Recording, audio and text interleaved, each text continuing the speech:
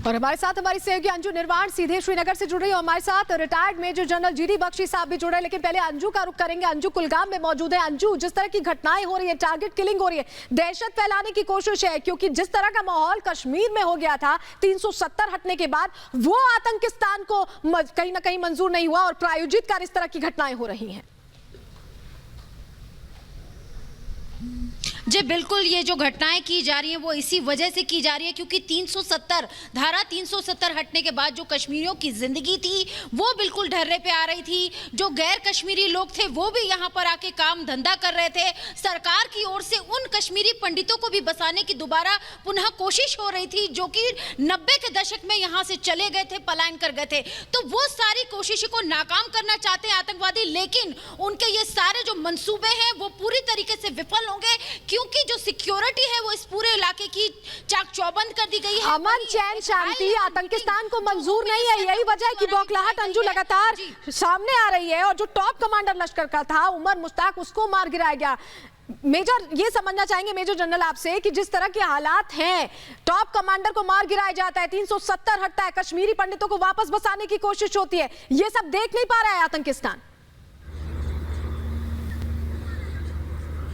बिल्कुल देख नहीं पा रहा और इसलिए वो सबसे जो कॉवर्डली, सबसे जो बुज़दिल जो हरकत है और कमीनी हरकत है, एक बेचारे निहत्थे काम करने वालों को मारना, जो रेडी पे आपको गोलगप्पे खिला रहा है उसको मार डालना, जो आपको दवाइयां बेच रहा है, जो आपका ख्याल रख रहा है उसको मार डालना, स्कूल में घुसकर स्कूल प्रिंसिपल को मार डालना, टीचर को मार डालना, सिर्फ इसी बुनियाद पे कि उसका धर्म, उसका मजहब क्या है। ये दिखाता है कि जो कश्मीर में टेररिस्ट हैं उनमें से कुछ लोग पागल कुत्ते जैसे हो गए हैं और वो सॉफ्ट टारगेट्स के ऊपर वार कर रहे हैं। 150 से ज्यादा नहीं है ये लोग। इनको तो हमको सिलेक्ट करना चाहिए कौन ऐसी कार्रवाई कर रहे हैं। मुझे पक्का यकीन है उनको ट्रैक डाउन किया जा सकता है। हमारे पास सीसीटीवी के कैमरास हैं, उनकी इमेजेस पकड़ी जा सकती हैं, आइडेंटिफाई किए जा सकते हैं और आइडेंटिफाई किए जाने के बाद घंटों और दिनों में इनका काम तमाम करना चाहिए, तब जाके ये रुकेगी। और अगर हमको पूरे 150 के 150 खत्म करने पड़े, अगर ये आइडेंटिफाई नहीं हो रहे हैं तो सो बी इट, लेकिन अब युद्ध स्तर पे इनको मारने की जरूरत है। ये मुट्ठी भर है, ज्यादा नहीं है, मुट्ठी भर रह गए हैं जम्मू कश्मीर में, लेकिन ये नई टैक्टिक्स ट्राई कर रहे हैं ताकि ये फौजियों के हाथ ना चढ़े। ये फौजियों पे, पुलिस पे हमले बंद कर दिए हैं। ये निहत्थे सिविलियंस के ऊपर वार कर रहे हैं। जिस तरह की पागल कुत्ता जब पगला जाता है, रैबिड हो जाता है, हर किसी को काटता है, ये वही हाल है। इनका भी वही हश्र करना चाहिए जो पागल कुत्ते का होता है, उसको मारना पड़ता है, गोली मारनी पड़ती है। बिल्कुल ये तो पगला गए हैं ये लोग। और मुझे बड़ी हैरत लगती है उस वक्त जब मैं देखता हूं कि बख्शी साहब, ये भी देखा गया, देखिए अभी जानकारी मिली थी कि 2 से 3 लोगों को हिरासत में लिया गया जो आतंकियों को मदद मुहैया करा रहे हैं, भीतर घात कर रहे हैं, अंदर ही अंदर सपोर्ट कर रहे हैं। कश्मीर भारत का है, ये बात साफ है। कश्मीर हमारा हिस्सा है, हम उसकी प्रोटेक्शन भी कर रहे हैं, उसमें बेहतरी ला रहे हैं। ये सब भी बर्दाश्त नहीं हो रहा और कुछ भीतर घाती भी हैं जिन्हें चुन चुन कर निकालना पड़ेगा। बिल्कुल, सफेद पोश टेररिस्ट एक नई जात शुरू हुई है। ये दिन में आम सिटीजन बन के घूमते हैं, आम नागरिक बन के घूमते हैं, सफेद पोश अपने काम करते हैं, फिर इनको पिस्टल थमाई जाती है, ग्रेनेड थमाए जाते हैं ताकि बेचारे निहत्थे लोगों को मारो।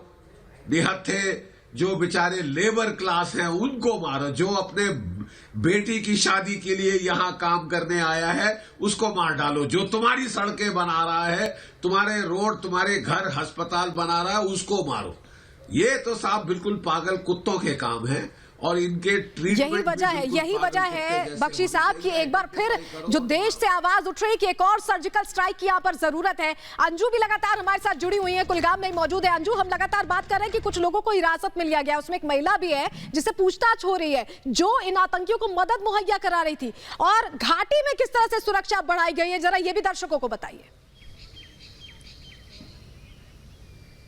जी देखिए, आपने जिस तरीके से बताया, जो महिला मदद पहुंचा रही थी, वो पुंछ में जिस तरीके से पिछले 8 दिनों से ऑपरेशन चल रहा है, ऑपरेशन ऑल आउट के तहत जो है यहाँ पर जम्मू कश्मीर में जो फोर्सेज हैं वो काम कर रही है और एक एक आतंकी को चुन चुन कर खत्म करना, ये उनका इस वक्त लक्ष्य है। आपको बता दें कि ये जो पूरा इलाका है, यहाँ पर पूरी तरीके से सुरक्षा चाक चौबंद है। लोगों से ये भी गुजारिश की जा रही है कि वो किसी भी तरह का कोई पैनिक ना ले और घाटी में जो सुरक्षा है उसको बढ़ाया जाएगा। सिक्योरिटी को लेकर लगातार चर्चा चल रही है। आपको जैसे मैंने बताया कि जो गृह मंत्री हैं अमित शाह, वो जो जितने भी स्टेट्स हैं उनके तमाम डीजीपीज के साथ बैठक कर रहे हैं। जम्मू कश्मीर के डीजीपी भी उसमें शामिल होंगे और उसके लेकर जो सिक्योरिटी है उसको लेकर चर्चा होगी। लेकिन सबसे बड़ी बात यह है कि जिस तरीके से ऑपरेशन ऑल आउट के तहत लश्कर का जो एक बड़ा आतंकी मारा गया, उसी से इन आतंकियों की जो बौखलाहट है वो नजर आ रही है। इसी वजह से जो यहाँ पर जो सिविलियंस है उनकी किलिंग हो रही है या जो गैर कश्मीरी है उनकी किलिंग हो रही है। लेकिन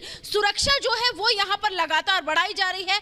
फोर्सेस का डिप्लॉयमेंट लगातार यहाँ पे बढ़ाया जा रहा है और पूरी कोशिश की जा रही है कि घाटी में, कश्मीर वैली में जो स्थिति है उसको पूरी तरीके से अपने काबू में रखा जा सके। जी बिल्कुल बख्शी साहब, जिस तरह के हालात देख रहे हैं हम, कहीं ना कहीं इसीलिए बार बार सर्जिकल स्ट्राइक दोबारा करने की मांग उठ रही है, क्योंकि ये आतंकिस्तान सिर्फ अपनी भाषा में ही समझेगा, इसे प्यार से समझा के कुछ नहीं होगा। देखिए, बिल्कुल सही बात है। ये रक्षात्मक लड़ाई पे हम क्यों फिर वापस आ गए हैं?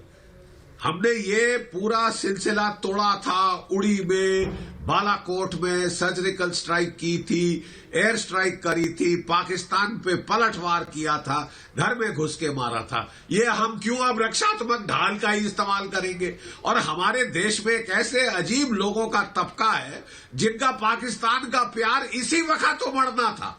वो क्रिकेट खेलना चाहते हैं पाकिस्तान से, वो शांति की वारदात करना चाहते हैं पाकिस्तान से, वो पता नहीं कोई अभी डायलॉग करना चाहते हैं पाकिस्तान से, जबकि हमने साफ कहा था कि साहब, ऐसे पागल कुत्तों से कोई बातचीत का मतलब ही नहीं है, उनको मार डालना चाहिए यहां पे और सीमा के पार। लेकिन यहां एक गांधीगिरी का दौर शुरू हो गया है कि इनसे क्रिकेट खेलो, कि हमने बहिष्कार किया, कुछ नहीं हुआ, अब बातें करो, हार मान लो, घुटने टेक दो। ऐसे लोगों को भी पार भेजना चाहिए। जिनको इतना क्रिकेट का शौक है वो भी पार जाएं। बिल्कुल बख्शी साहब, हमारे साथ जुड़े रहिएगा। बिहार